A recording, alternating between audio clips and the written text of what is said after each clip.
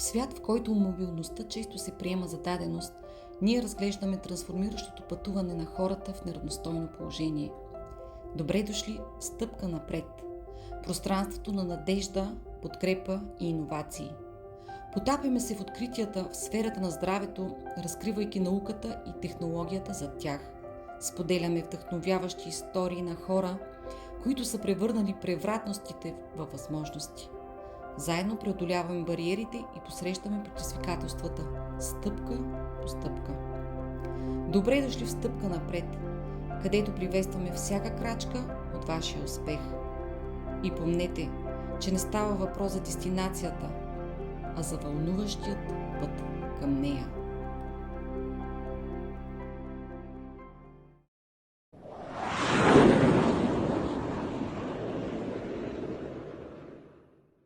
Здравейте на всички, казвам се Даниел Христов и съм ортопедичен техник от повече от 15 години. Решихме да стартираме този подкаст, за да сме в полза на всички хора, на които им предстои протезиране на крайник или вече носят протеза. Като в следващите епизоди ще ви запознаем с хора, които ползват протези, лекуващи лекари, ортопедични техници и така нататък. Може да се разгърне много. Днес в един непринуден разговор съм поканил Тонка Димитрова от Бургас, с която работиме 2 години вече.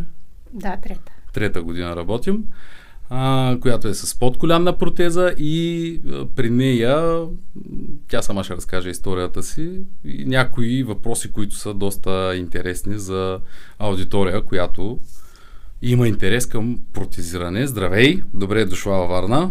Здравей! Добре заварил. Разкажи ми за себе си. Казвам се Тонка. От 1974 година съм с протеза. Вследствие на катастрофа, т.е. от 6 годишна. Доста години, като се замисля, минаха от тогава. С доста неща с блъска. С доста много неща сте минали през главата. Хора, с доста майстори. Майстори, да. Да, майстори, за мен сте майстори, защото това е майсторлък. Лично за себе си го установих и в годините... Имаш много истории, които можеш да ни разкажеш, които ще ни разкажеш сега. Доста технологии са минали през кръка ми. Това е хубаво, защото имаме база за сравнение и ще бъде интересно според мен. Преди да навлезем в по-дълбокия разговор за протези, да те попитам, кажи ми какво ти е мнението за здравеопазването в България и за помощните средства за хора в неравностойно положение. Изключително негативно ми е отношението, поради простата причина, че реално погледнато в България, от моя гледна точка, здравеопазване няма, особено на тази тематика. Поради простата причина, че в години това, което е минало през моята опитност, съм забелязала само едно. Сега мога да правя сравнение по тачово време и в момента, но няма да го направя в момента как стоят нещата. Случва се събитие, някой остава без крайник, почва да влиза в едни схеми и оттам нататък, вместо да се гледа за човека как да се помогне, буквално всичко става като търговия. Защо според теб има толкова голяма дезинформация и как трябва човек да постъпи в една ситуация, в която следва да бъде протезиран? Защото моите наблюдения са същите. По-скоро първичността изпреварва разума и тук се получава, няма симбиоза между пациент, ортопедичен техник, лекар и така нататък, някакъв хаос и реално не може да се вземе адекватно решение. Къде да се протезира пациента, защо да бъде там, с какво ще бъде по-добре, с какво пък няма да бъде. Зависи при кой ортопед ще попаднеш. т.е. кой ще ти направи операция. Наблюдавам, че в момента и съдови хирурзи добре се справят с ампутации на крака. Трябва да отбележим, че има много голямо значение всъщност каква е диагнозата, защото в един случай такава операция се извършва от ортопед, хирург, в друг случай, нали, от съдов хирург. Точно така. Зависи каква е диагнозата. Точно така. Общо взето нещата са по един и същи начин. Ами да, на мен лично протезата ми е подколянна и мога да покажа. Това е протеза, може би повече от около 20 години. Общо взето протезата е направена за висок ток. Точно Тогава така. си имала нужда от такова нещо. Да, определено. все пак съм жена Да. и съм ходила на високи токчета. Но тя много не се разминава от визията за протезиране на, да речем, здравна каса към днешна дата, защото реално тук виждаме едно стъпало без движение, сачово стъпало Точно и така. една цяла излята гилза, която в повечето случаи преди се правеше по този начин за вода. Ами не знам дали се е правила за вода, но аз дълги години съм носила само такива. И Нали? какво се случваше с този вид протези? Имаше ли някакви негодования, проблеми? Ами самия начин тук, който е, ето това, Това е меката гилза. меката гилза, Да. по друг начин обира нещата. Да, това е мека гилза. Това Да. всъщност е, което е как да кажа, ниския вариант. Точно Възможен за протезиране с помощ от здравна каса. Мека гилза, съответно с твърда гилза и еластична на коленка. Това предлага, за съжаление. Да, така беше и здравна каса в интерес на истината не покрива от моя гледна точка. Твоите нужди към днешна дата. От години е така. Да. Да, Добре, ще винаги стигнем и до днешна дата. Да, това мога може да слезе надолу. вече да слезе. Да. Добре. Тази протеза кога каза, че е правена? Повече от 20 години. 20 години. Да. Реално от колко време носиш протеза? Колко години? Ами, значи от 74-та година 50. 50 години. Близо 50. Тоест тази година ще правя 50 години. Добре. Разкажи някаква ситуация, в която, да речем, се е налагало да направиш всичко възможно, да изтърпиш някакви негодования, които протезата ти е причинявала, за да свършиш определена работа, която не търпи отлагане. Имам ситуация в годините, тъй като аз съм нали, мъжена с 2 деца, имам и внуци и при раждането на децата ми се получава разлика в чукана. И съм имала случаи, в които съм падала на улицата. Поради простата причина, че нали, протезата, която нося, тогава няма вакуум. Не се правише вакуум, беше с дупка и съвсем по различен начин, т.е. в момента нещата са в много по-добър вариант. Нали, тогава това го нямаше и просто паднах. И какво направи като падна? Нищо, просто тъй като ми падна протезата, сложих си я, станах и си тръгнах. Естествено. Нали, и това е, нали, и в годините просто се научих по някакъв начин, нали, първо с всяка една протеза нова, която правя, задължително се уча като за първи път. Все едно, че прохождам за първи път. Това е всеки път, независимо от годините опитност, които имам. Другото, което е важно е, поне лично за себе си забелязах и с какви стъпала са ми протезите, защото стъпало до стъпало има огромна разлика. Това, което ти наричаш сачово стъпало, е доста, нали, то човек първо трябва да го мини през себе си, за да го установи, но той е по различен начин нали, поема нещата и гръбнака трябва човек да се научи по някакъв начин да си мести точката, нали, която е... Точката, опорната имаш предвид. Точно, на равновесие, за да може да нали, със всяко едно движение да... компенсираш Абсолютно. анатомичните движения на тялото. Абсолютно, защото така или иначе те частично са ограничени. Съгласен съм с това.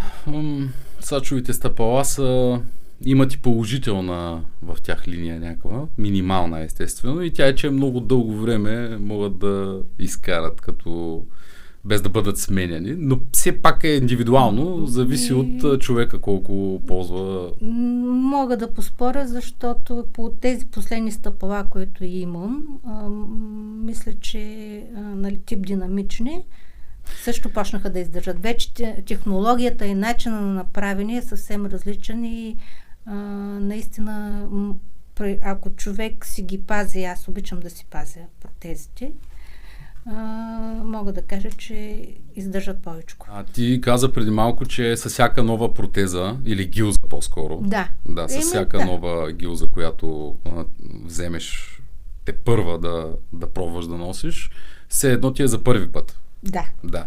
А какъв ти е съвета към хора, които те първа са протезирани?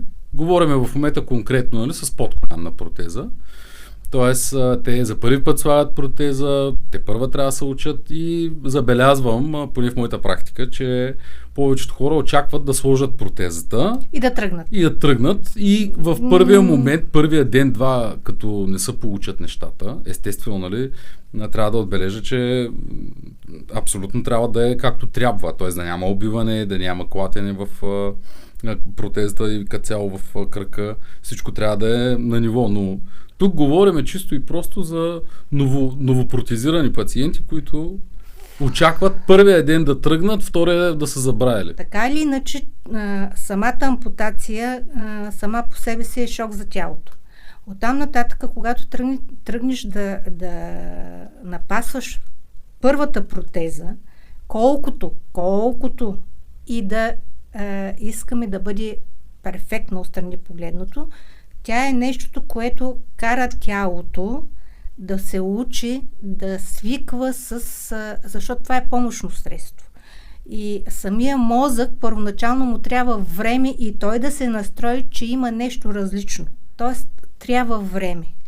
Първите няколко дена повечето влизат в някаква еуфория и си мислят, че след като всичко им е наред по гилзата и по протезата, мускулите ще работят в същия вариант, в който са работили, когато са били в нормално състояние. Няма такова нещо. Това просто трябва да го приемат. И всяка една болка, и всяко едно изтръпване трябва да им е като маркер, че всъщност това е правилното нещо. Защото все пак ние сме живи същества. Да, така е. Важно е също да се отбележи друго, че периода, който е от ампутация до протезиране, сега в твой случай е било 1 година. Да. Нали, тази 1 година малко или много вестибуларният апарат също променя като цяло, нали, на гласата си и така пациента разчита само на съществуващия крак. След това трябва пък да се върне отново на 2, след като се протезира. Това бърка като цяло динамиката и въобще позицията на тялото.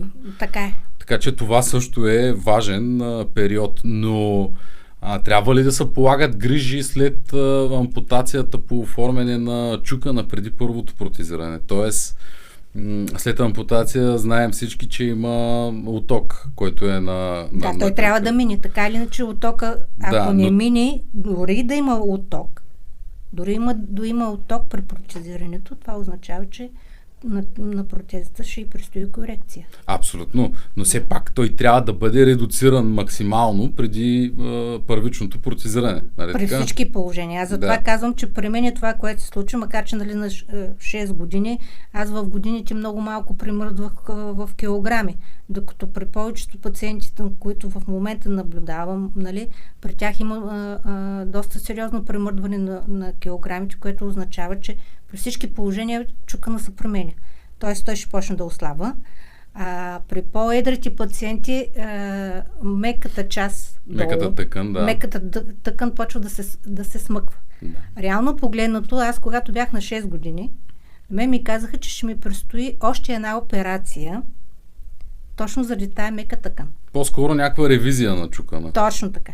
Защото в годините меката тъкан се смъква и ми казаха, че ще стане след 10 години. Така. Случи ли са това нещо? Да, но след 15. След 15 години направи ревизия. Да. И отстраниха някаква част от меката тъкан. Да. Задължително има смъкване на меката тъкан. което предполага, че на пациенти, които са с по-сериозни килограми, защото аз в годините нали, много малко съм примърдвала, т.е. максималните килограми от нали, на раждането ми бяха 15 кг, обикновено съм била между 40 до 45 кг. В момента съм 55. Нали? И нямам толкова голяма разлика в килограмите и протезите ми мога да си ги нося повечето. Горе-долу мога да си ги нося повечето. Имам една или две, която не мога да я сложа, защото там ти е вече малка, най-вероятно. Точно, защото ми е малка. Но като цяло, при всички положения, трябва да имат тази нагласа, че и това им предстои. Да, но все пак, може би, по-лесно би приел всеки един човек. Факт, че е протезиран. Да речем, че при някой, ако се наложи, той, докато стигне до този момент, вече отдавна трябва да се е научил да се е социализирал, да се ползва протезата нормално, да няма някакви перипети. Не се случва така на хора, които доста малко се движат и като цяло имат ограничено движение. По-скоро на хора, които работят, връщат се на работа, имат голяма ангажираност. Аз съм работеща и освен това ходя от време на време на йога и на тайчи също. Тайчи, да. Обичам движението и лично за себе си съм установила, че дори и да имам болки в краката, движение. Тоест всяко едно заседяване и залежаване, 24 часа направиш ли го, ти вече си в атрофия. И това го забелязах, когато ми направиха втората операция. Не в пълна атрофия, но определено се отпуска доста тялото. Само да споделя, беше много сериозна атрофията. Тоест, значи след като ми направиха операцията, 1 месец. Някъде бях без протеза. Аз помощни средства, освен патерици, които са двете патерици, не съм ползвала. От самата операция на другия ден почнах да се движа с патерици, т.е. движение имах. Имаше позволение от лекуващите лекари да го правиш? Абсолютно позволение имах от лекуващите също е лекари, защото просто не можаха да ме хванат, когато излязах от опойката и бях изчезнала долу и дойде един санитар с количката да ме пита какво правя отвънка и че нали, аз съм оперирана и аз казвам, да, знам, че съм оперирана. Не може, госпожо, трябва нали, да задължително с инвалидната количка. Викам, добре, момче, ти с мен си инвалидната, аз викам с патериците и така, разбрахме се, но гониха ме. Но само да споделя, че след това в мигъла, в който си сложих протезата, установих само едно, че аз нямам никаква координация. Тоест мозъка ми казва, че при мен всичко е наред. Движението на мускулатурата ми беше абсолютно нулево. Трябваше да мина през кинезотерапевт, който идваше в къщи, който ми показваше упражнения, които упражнения 14 дена съм ги правила всеки Божи ден, за да мога да вляза що годи в кондиции и в къщи да си нося протезата. Тоест, от ампутация до протезиране имаме няколко етапа и те са първо заздравяване естествено на раната, след това оформяне на чуканата колкото е възможно и рехабилитация. Задължително от моя гледна точка. Да, с рехабилитатор или с кинезитерапевт. Точно така. Няма значение, но да има някаква дейност, за да може пациента да е готов малко или много тялото да е подготвено, нали, за това, което следва. Точно така. А в повечето случаи всеки си мисли, че след като сложи протезата, вече всичко му е наред. Не. Доста борбен дух. Да. Или на какво се дължи? На инат или на борбеност, или на двете в колаборация? Сега, прости, мъжа ми казваше, че съм ината, а обаче от моя гледна точка си мисля, че това е воля. Защото благодарение на... Ако бях ината, мисля, че нямаше да стигна до тук. Така или иначе, имах възможността, когато ми направиха, нали, когато първата протеза ми правиха, имаше един професор, който когато марширувах по коридора с нова, нали, с протезата в лабораторията за протезиране? Ами не, това беше в София, на Урвич. Това е много, много, много, много стара. Да, най-вероятно няма вече. Няма е отдавна. Да. В центъра на София беше. Окей. И един професор ми каза: моето момиче, от теб всичко зависи. И ти прие тези думи като мисия някаква. Точно така. И то си беше така, че всъщност от мен всичко зависи. Няма кой да ме научи да се движа с каквато и да било протеза, ако аз самата не се науча. Определено има резон в тези думи, защото буквално работата на всеки един от нас, било то рехабилитатор, кинезитерапевт, протезист, лекар, нали, тя е ограничена до едно положение. Помощно. Да, помощно. Един помага за едно, друг за друго, но крайният потребител е човека, който... Аз това също много често го казвам. Един пример давам, не знам колко е уместен, но да речем един спортен автомобил да има отвън, купен специално за човека и той обаче да не иска да го кара. Точно. Тоест инвестицията не прави от нас това, което смятаме, че трябва да стане, а ние сме хората, които... Действие трябва. Действия, което трябва да извършим, за да се случат нещата. Точно така. Добре, ти колко деца имаш? 2 деца имам. 2 деца. При самата бременност някакви проблеми, нещо? Да. Имала съм, защото така или иначе пак казвам, че всъщност аз през самите бременности не съм се сменяла протезата. Да, но предполагам, че с новородено бебе нощем се става, както знаем, се спи без протеза. Да. Тя трябва да бъде да се сложи, нали, да отидеш до... Само че аз съм от хората, които в годините се научих, когато вечерно време се сваля протезата, да скачам на един крак. Това ли ти е решението? Да, това ми е решението. Но ти имаш предимство и това е килограмите, защото едно е да скачат 45 кг, друго е да скачат 80 примерно и нагоре. Има едно много интересно, не знам, тук няма да се види. Аз съм, тъй като наистина съм борбена и когато съм имала проблеми с краката, на мене децата ми и мъжа ми не са ми помагали. Аз малко съм от тези хора, които съм научила, че децата ми, че при мен всичко е наред. И в мига, в който ме виждат, че куцам и двамата, няма значение, нали, че съм ги раждала в този вариант, те наистина забравят. И при внуците ми беше доста интересно първоначално положението. Сега вече са ме приели в този вариант, нали, защото са ме виждали без протеза и са наясно за какво става въпрос.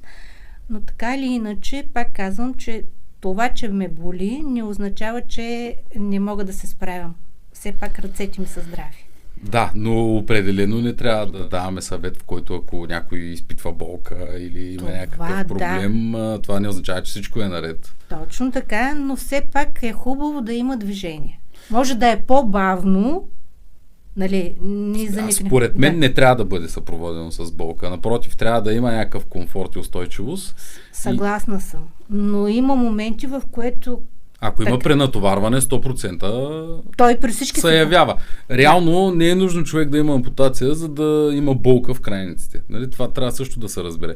Ако един човек се залежи дълго време, да речем един месец нищо не прави, стои само вкъщи. В един момент дори да излезе на една разходка по-продължителна, пак ще има мускулна треска, пак ще има болка в краката.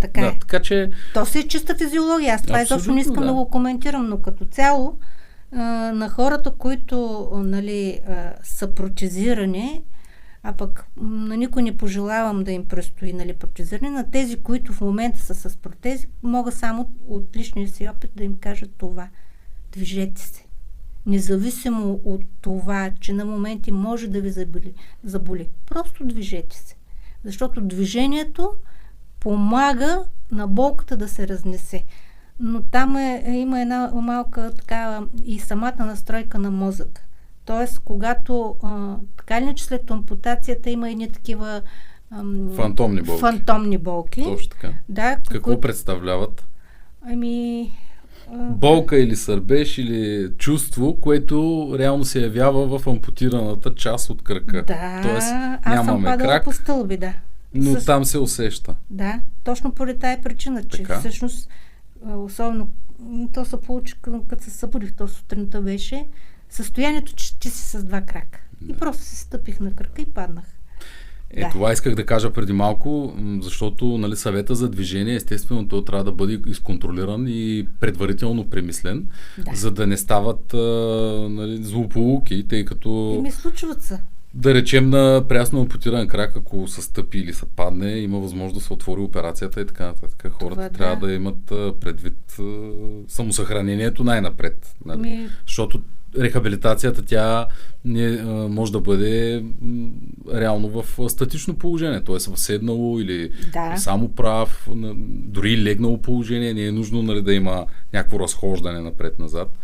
А и пак казвам, хора, които са с наднормално тегло, при тях подскачането на един крак разрушава ставите на съществуващия. Това е така. Да, и не е много уместно, нали, да се прави да се правят някакви дълги преходи, които да могат едно да излекуват, пък друго да разболеят. Получава се, нали, всичко трябва да е умерено. Абсолютно така е. Всеки сам за себе си трябва да прецени какво да направи, но аз го казвам като общо за всички. Въпросът е в движението, защото в повечето, когато тръгне да ги боли, се свиват, това ще ги страх и спират.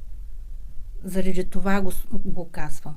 А просто по-скоро е психическа бариера. Точно така, за психическата бариера. Психическата бариера за всеки е различно, но и това, което забелязвах в годините, реално погледнато в момента няма връзката между лекуващ лекар, кинезитерапевт и пациент.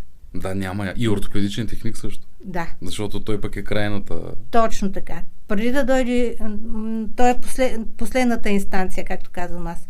Тоест трябва лекаря, оттам да се мине през кинезитерапия и кинезитерапевта да помогне на пациента да стигне вече до варианта за протезиране и там чукана вече да е в вариант, който да може да почне да поема лека по лека протезирането.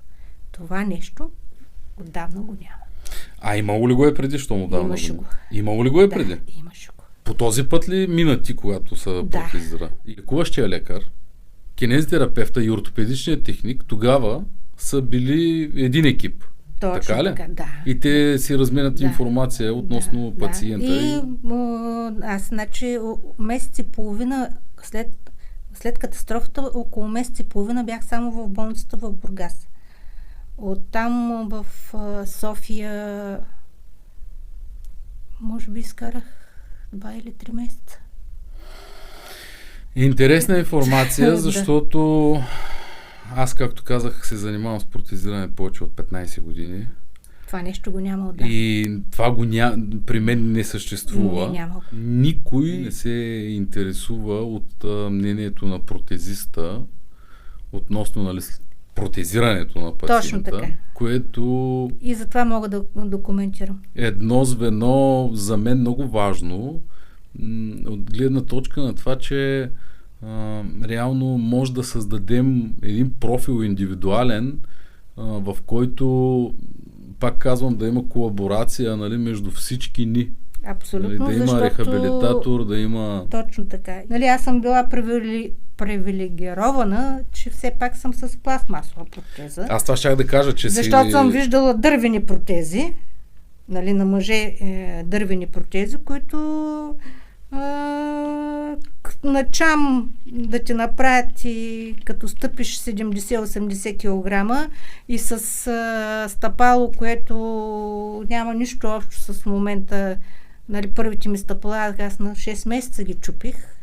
Имаш ли дървено стъпало тук? Не, нямам. Нямаш. Не. Значи аз толкова много протези, ако трябваше всичките да ги събирам вкъщи. Трябваше да дойдеш с камион.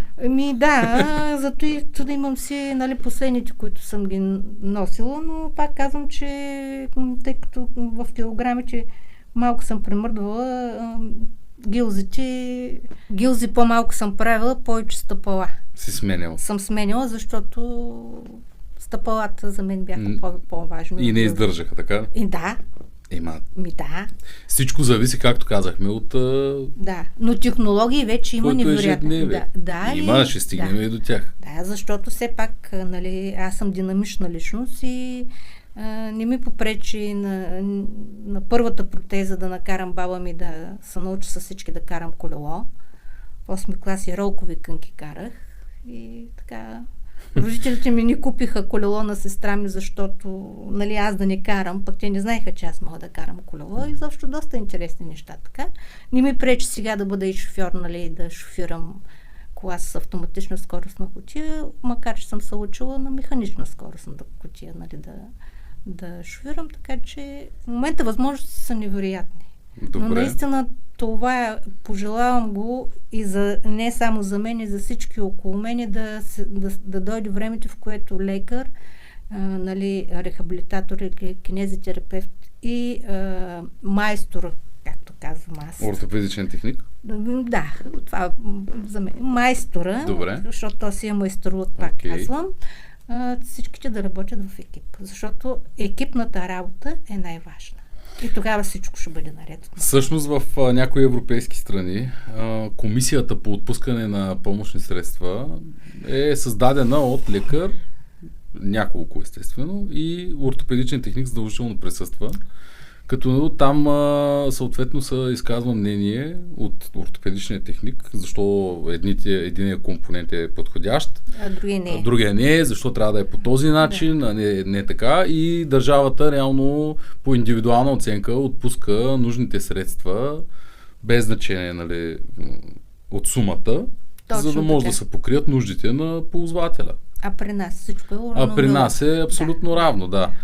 Тоест, парите, които се отпускат за протезиране на деца, защото аз също протезирам деца, са абсолютно идентични като сума за възрастни хора. Но тук трябва да се отбележи, че те нямат еднакви потребности. Първо. Второ, промяната и още растежа на децата 6 месеца. Да, ремонтите са на 6 месеца при децата. Какво ги топли това?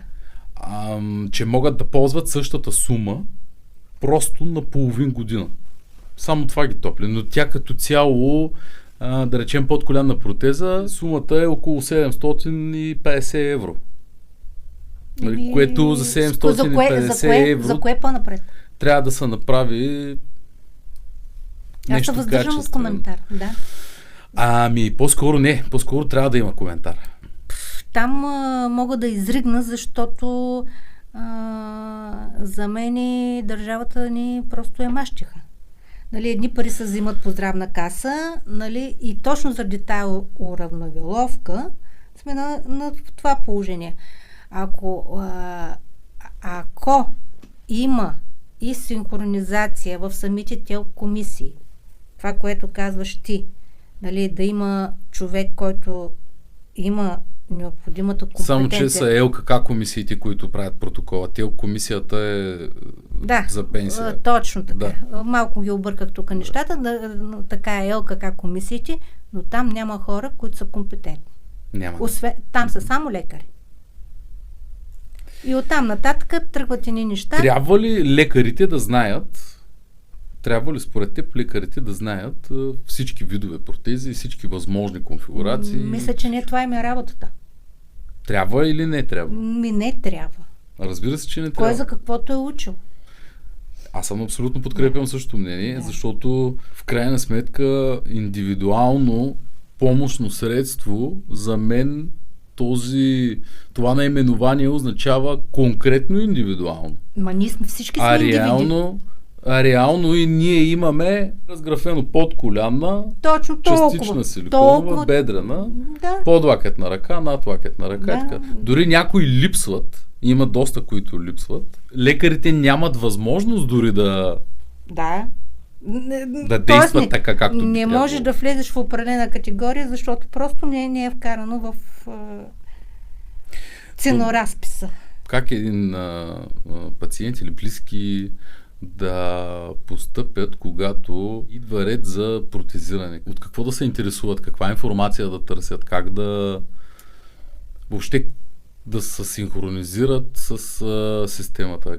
Как трябва да се постъпи в такава ситуация? Пак казвам, че трябва да заменя лично, т.е. индивидуалния подход. Индивидуален, но те трябва да стигнат до протезисти. И за да стигнеш до лаборатория за протезиране, обикновено някой близък или пък нали, така нататък те насочва. Точно така. Да, но това според теб как е? Да казват ти, ето тук има едни ябълки, от тях ще купиш. Или ти ще обиколиш пазара да видиш какви ябълки има на другите. Аз съм на принципа, че ще обиколя. Би ли трябвало да е по този начин? Това е най-правилното за мен. Обаче свобода на някакъв избор, в крайна сметка. Точно така. И на проучване, то трябва да се проучи. Точно така. Сега поне има възможност.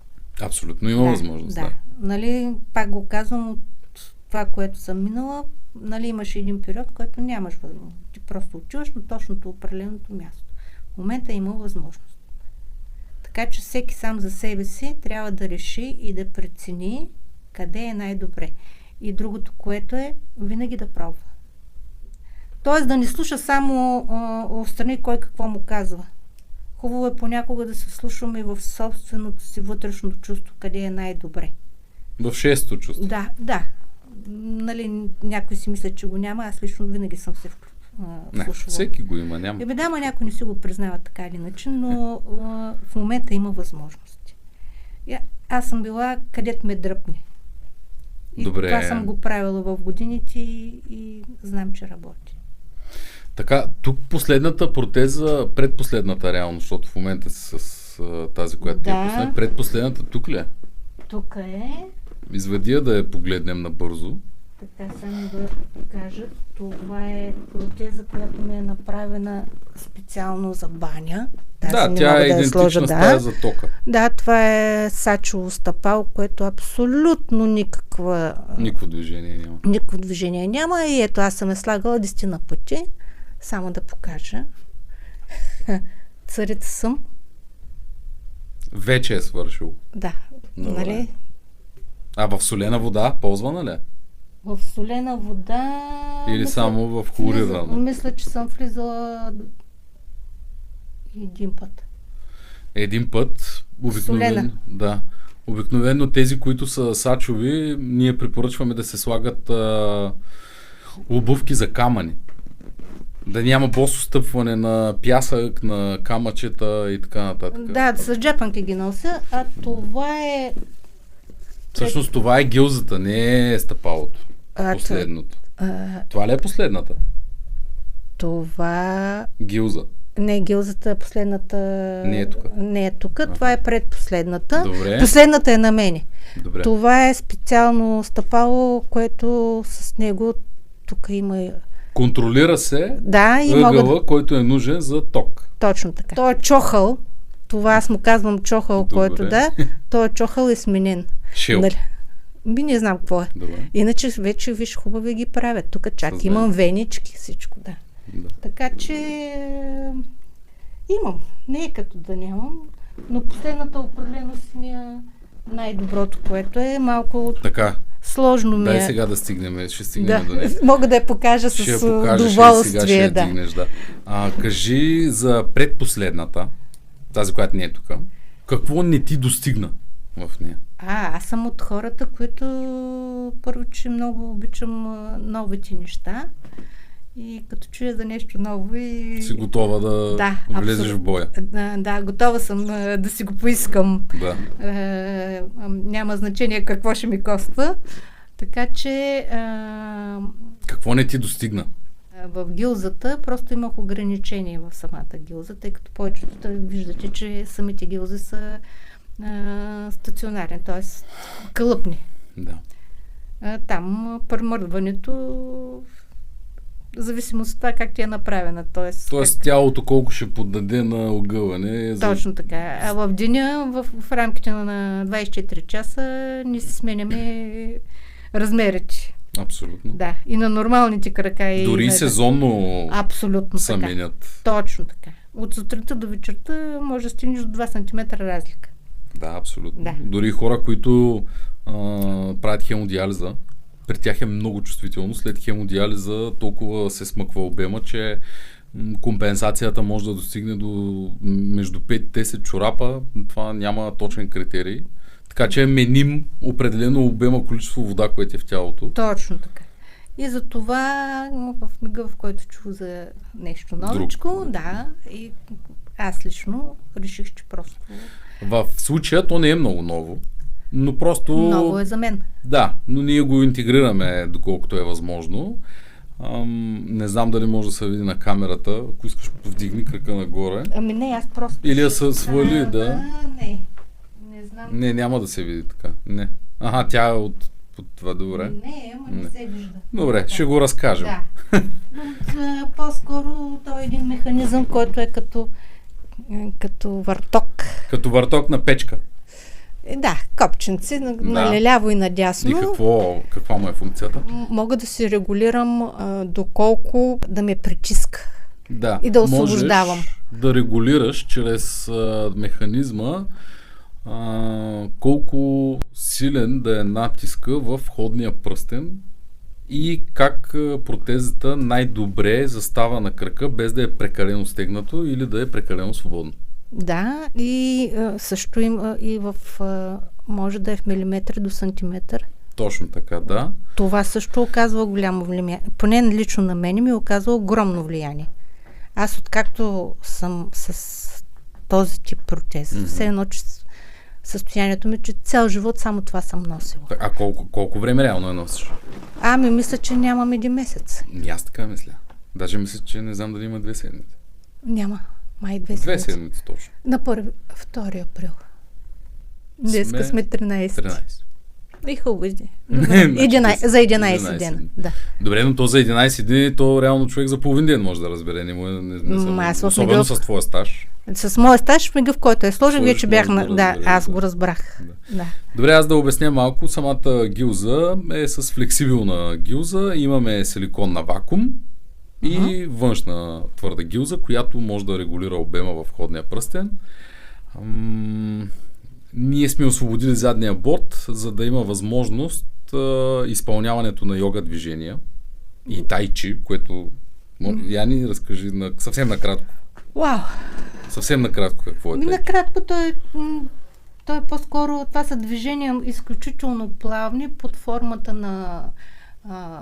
по-скоро под формата на танц се получава, които ходят на такъв тип упражнения от рода на Кунфутуса, Джеки Чан и тези там...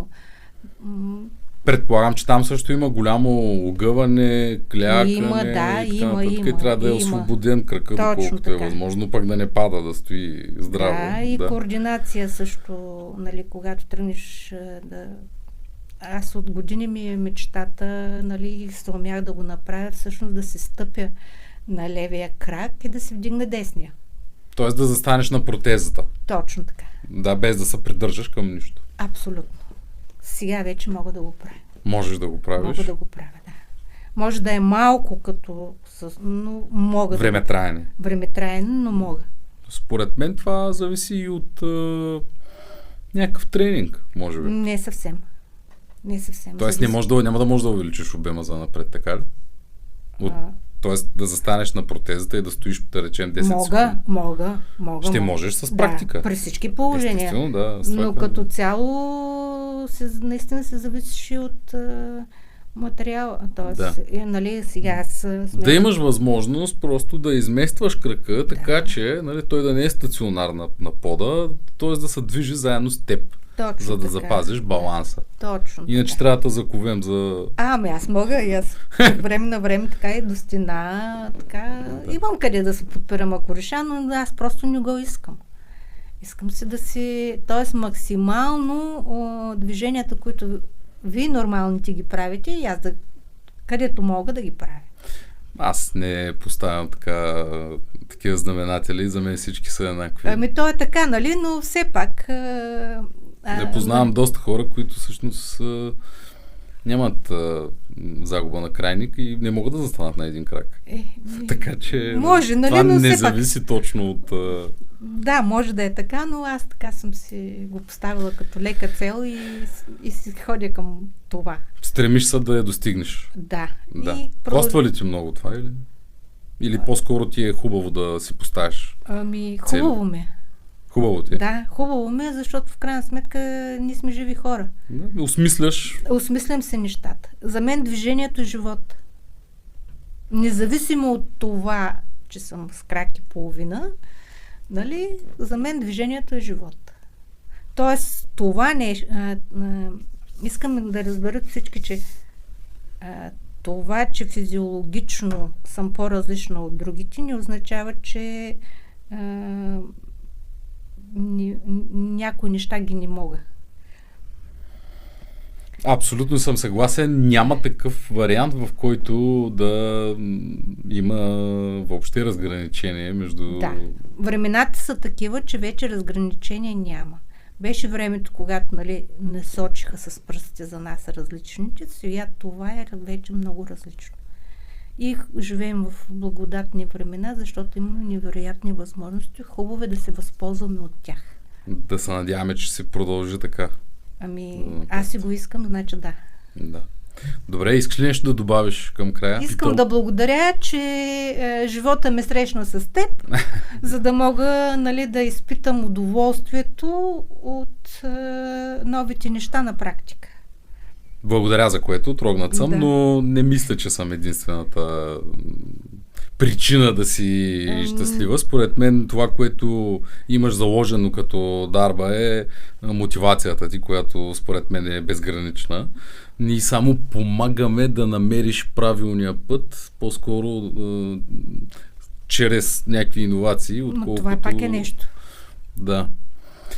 Това пак е нещо, защото съм имала и други случаи, нали, когато съм си искала нещо и ми казват, че не е за мен. И още нещо сега се сетих, тъй като все още има хора, които карат на стария модел с мека гилза. Не има хора. Много от хората всъщност ползват. Да, физиологично на тялото, на мускулите им трябваше време. Да, но определено встъпването ти в протезирането е било на база стария метод, който си е този класическия. Да, точно така. Да, и това дава, наистина казвам, много голяма тежест. Ако човек се протезира директно на силиконов лайнер или нещо. Защото това, ако му го предложиш след това, само дето първо, че няма да го направиш никога, но разликата е огромна. Нали, кола без хидравлика и кола с хидравлика, нали, като завиваш. Та и моята работа, но определено това искам да кажа, че всяка нова технология, когато решиш да я смениш, трябва адаптация. Просто трябва време. Да. Добре, благодаря ти. Благодаря и на вас, че останахте до край. Предполагам, че ви е било интересно и разчитам, че в коментарите ще кажете вашето мнение, какво искате да дискутираме, какви теми биха ви били интересни и как да продължим за напред.